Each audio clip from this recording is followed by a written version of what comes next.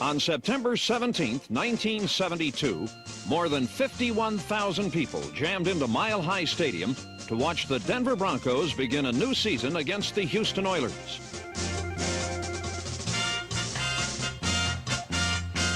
What they saw was a wide-open, exciting team whose prospects seemed as bright as their colorful jerseys. And they saw a new coach, John Ralston, whose honest enthusiasm seemed to inspire everyone. Bronco quarterback Steve Ramsey sent his receivers roaming through the Houston secondary and repeatedly found them open for valuable gains.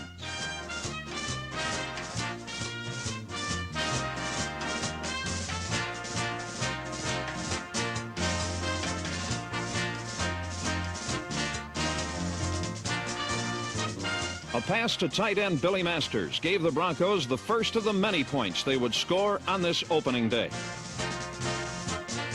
In the second quarter, Ramsey added 6 more, this time with a play-action quarterback keeper.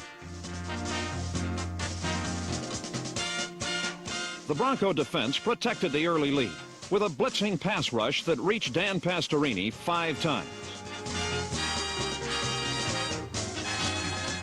With 3 seconds to play, punter Billy Van Heusen, seeking only to run out the clock, suddenly discovered 66 yards of open ground and sprinted to the final touchdown, which gave Denver a resounding 30-17 victory.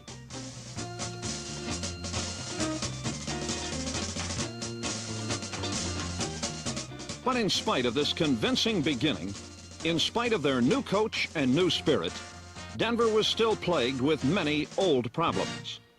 Problems which shadowed their bright hopes in doubt and defeat.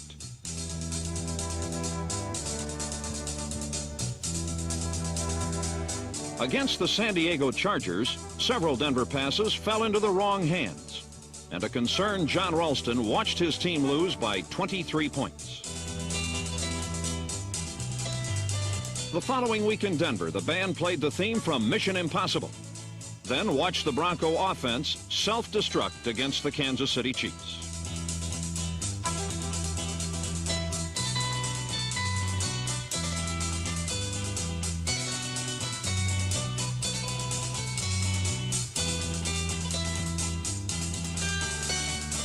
Against the Cincinnati Bengals, the Broncos suffered critical breakdowns in their punt coverage, and Tommy Casanova streaked 66 yards to a score which sent Denver down to defeat 21-10.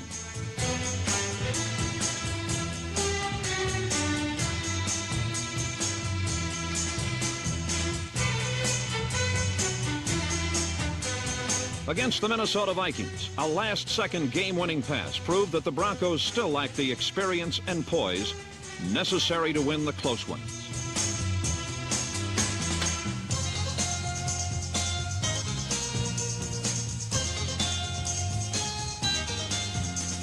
Defeat is unpleasant, but it is also revealing. In game after game, John Ralston discovered that he had a team that always scrambled and scrapped, often neutralizing mistakes with hustle and desire.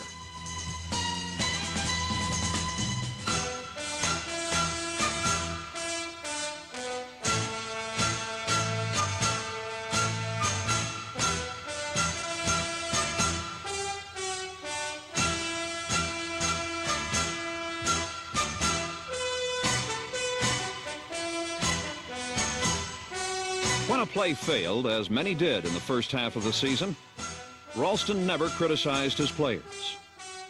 Instead, he would say, try it again. Believe in yourself. Make it work. And often it did.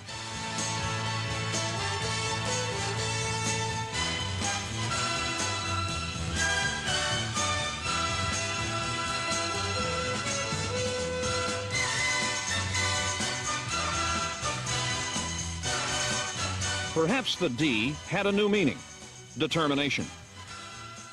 Now let's be sure. John Ralston never seemed discouraged, nor did he ever lose his enthusiasm. I gotta have that great coverage.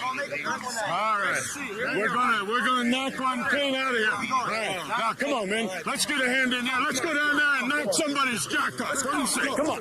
Let's go to work. Way back in the subconscious, it has to be there that they go on the field, maybe optimistically at the conscious level thinking they're going to win, but the subconscious saying that chances are they won't, and this has to be changed, and sometimes it takes quite a while to do it. Ralston is an instructor at the Dale Carnegie School of Success and sees himself as an active, positive participant in every game. Right now. I tend personally to reserve about 4 things to do during the course of the game. Number 1 is to make all kicking decisions. I think this has to be reserved for a head coach. Number 2 is to keep track of the scoring combinations. Number 3 is to analyze very carefully the game plan itself. And number 4 is to encourage personnel.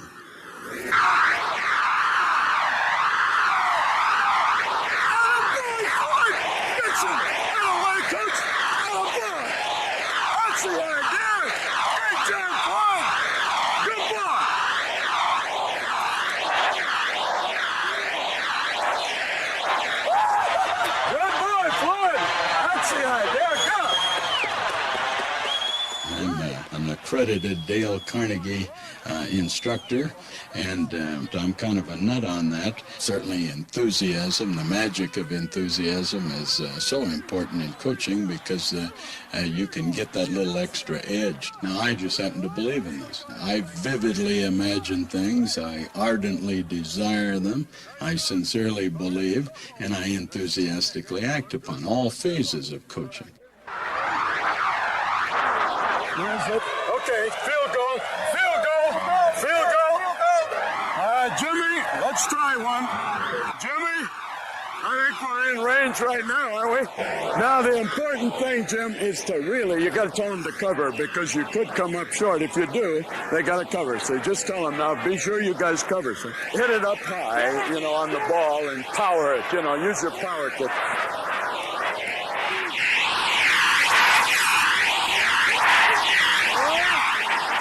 Hey, nice going. That's a hell of a kick.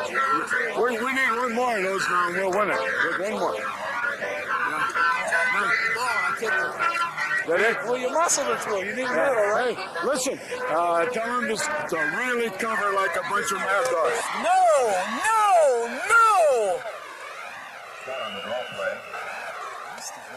That is emotion. No. Although he ardently, fervently, and enthusiastically cared, he often had nothing but the consolation that comes to a valiant loser. We had our opportunities and we didn't make them pay off. A loss is a disappointment, but it is also a necessary lesson. Ralston suffered but learned from each one and patiently went about improving and reorganizing his team. To strengthen his offense, he had traded for Charlie Johnson, a veteran quarterback whose career had been checkered with injury and interrupted by military duty. But once in Denver, and given the opportunity to start, Johnson summoned up all his powers. He summoned up the skills everyone thought he had forgotten. He refined those he had already learned. He put everything together to become the most accurate passer in Denver history.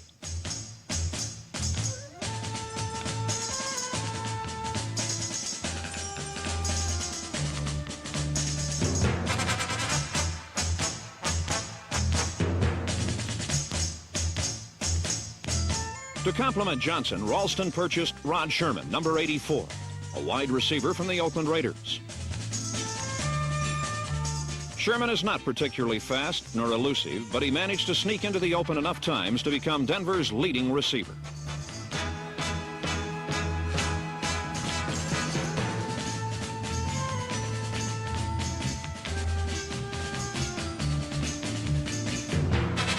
Haven Moses, number 25, joined the team in mid-season, and his spectacular catches added momentum to forces already in motion.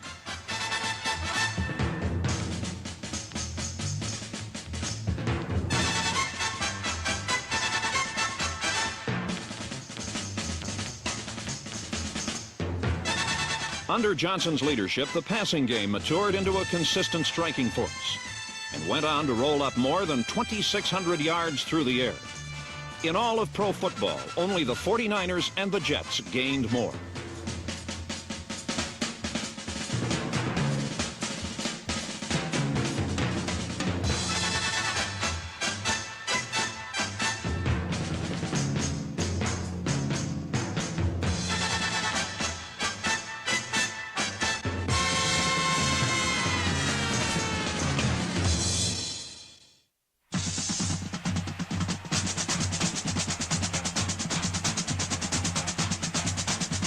On October 22nd, the remodeled Broncos faced the Oakland Raiders, a team confident of their position on top of the Western Division. But against the Raiders on this day was a fiercely determined Bronco team, united not only by weeks of hardship and adversity, but by hope and purpose as well.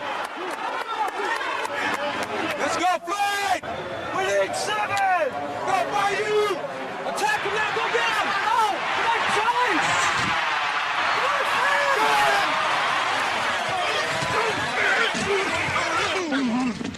Now kick the field goal. All right! Let's go, baby! Punch it in! In there, in there!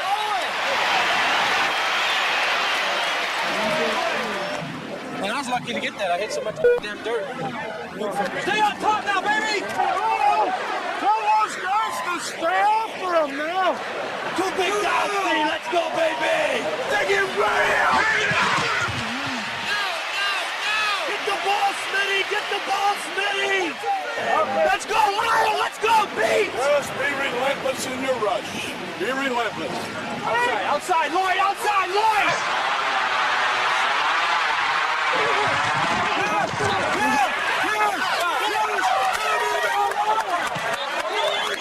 78's holding! Watch it!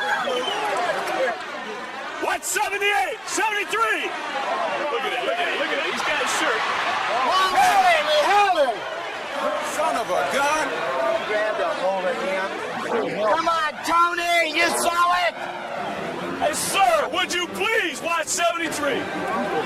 The guy's playing scared. All you gotta do is keep in his face and press this, spray him all over the place. The Raider attack was slow and disorganized and loaded with costly mistakes. Denver, guided by Charlie Johnson, was poised and decisive.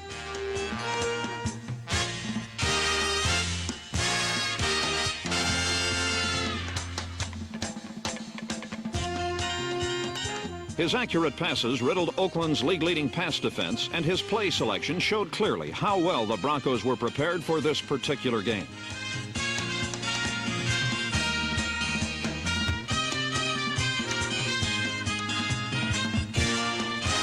Johnson completed 20 of 28 passes for 361 yards and 2 touchdowns.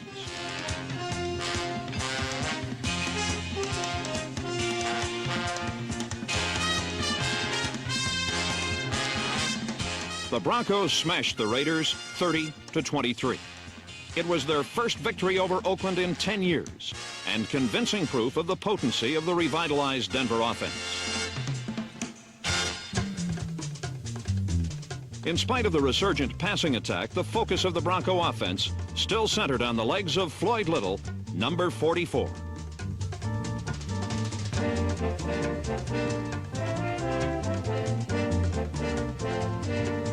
For 6 years in Denver, he has quietly, steadily gone about his business as one of football's finest ground gainers. Surprisingly, he is used mostly as an inside runner in apparent disregard of his modest 195 pounds. The assignment is, however, a tribute to his strong leg drive and extraordinary balance.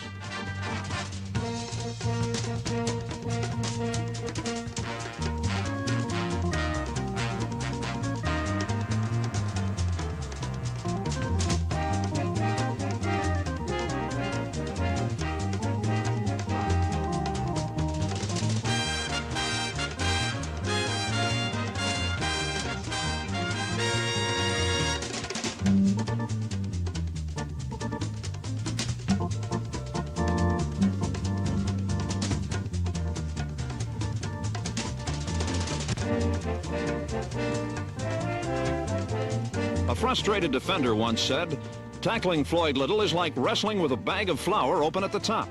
He just spills out all over, and you're left holding the bag."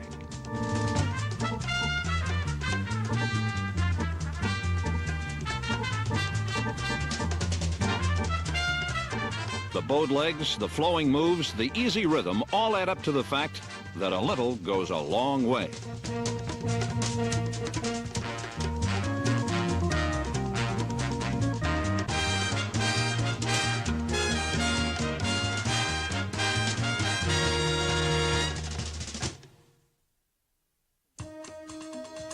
The Denver team assumed its shape and character from its veterans. But there were younger players who added depth and dimension to the team. There was Randy Montgomery, number 21, a talented young artist whose lust is not for life, but for the goal line.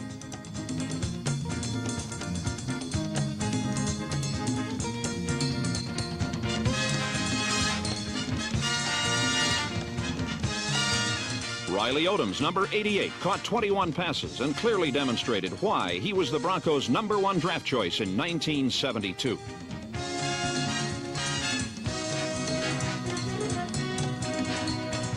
Tom Graham, number 83, was drafted 4th, but tackled with such enthusiasm and effect that he became the Broncos' starting middle linebacker by mid-season.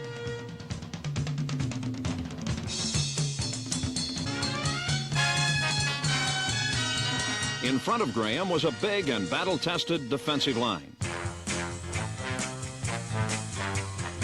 Paul Smith, number 70, was feared by every offensive unit in football and was so good he went to the Pro Bowl.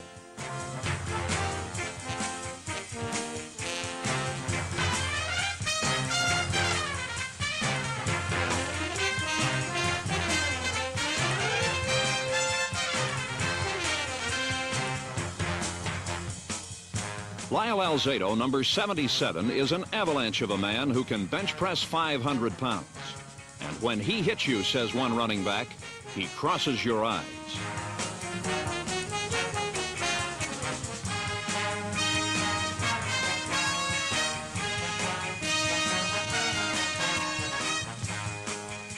Alzado and Smith were joined at various times by Lloyd Voss, Pete Duranko, Tom Domrus, and John Hoffman to comprise a front four which tackled the quarterback more times than any team in the AFC.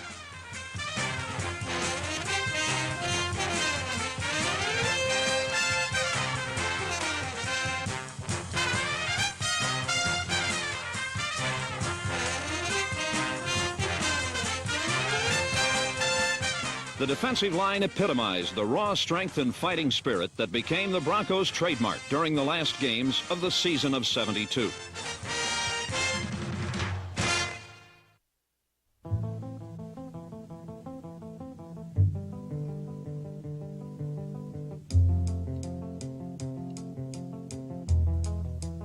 High noon, December 10th.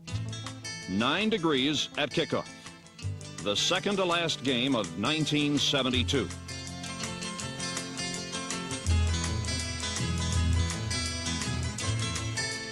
Any appraisal of Ralston's work would rest on what was done in these final 2 games. Against the San Diego Chargers, the Broncos demonstrated all the elements of winning football. The defensive line smothered San Diego's running game, then moved their attentions to quarterback John Hadel and frequently forced him to pass into the teeth of the Denver secondary.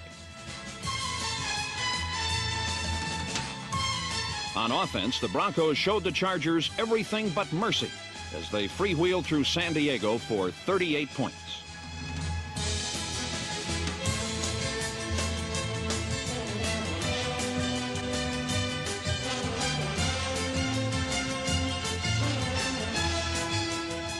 Men like Bobby Maples, Laren Jackson, Tom Lyons, Marv Montgomery, and Mike Current formed a secure passing pocket from which Charlie Johnson delivered 2 touchdown strikes to Haven Moses.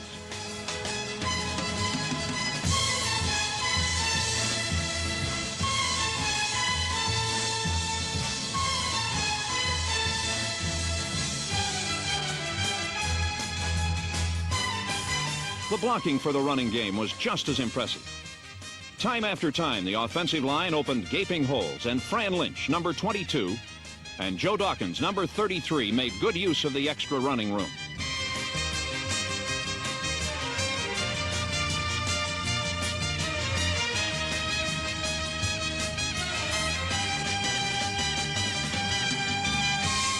The special teams put the finishing touches on a total team triumph when they loosed Charlie Greer on a 65-yard tightrope trip to a touchdown.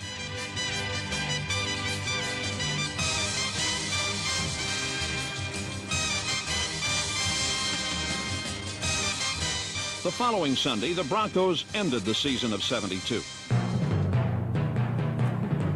but finished it charging toward a future that would never again be built in the image of the past.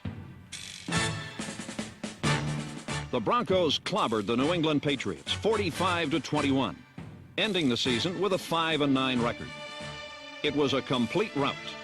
Denver gained control of the game right from the first quarter.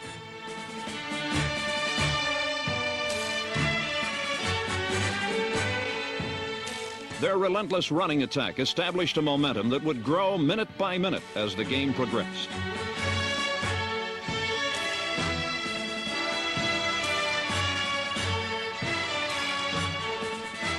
Denver's defense pursued Jim Plunkett so enthusiastically, so ardently, and so fervently that he lost more than 50 yards attempting to pass.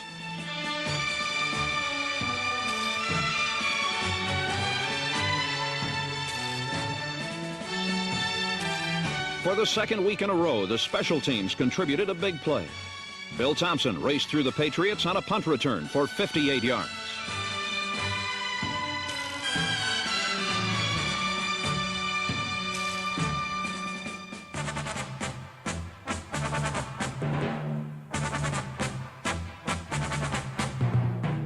Charlie Johnson's 3 touchdown passes were convincing proof that his best years in the NFL are still ahead of him.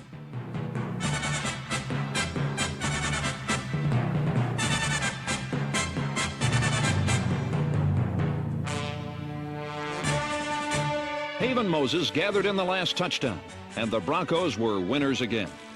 Victory was sweet, but sweeter still was the fact that it was the first time in Denver history that the Broncos ended their season with 2 consecutive wins.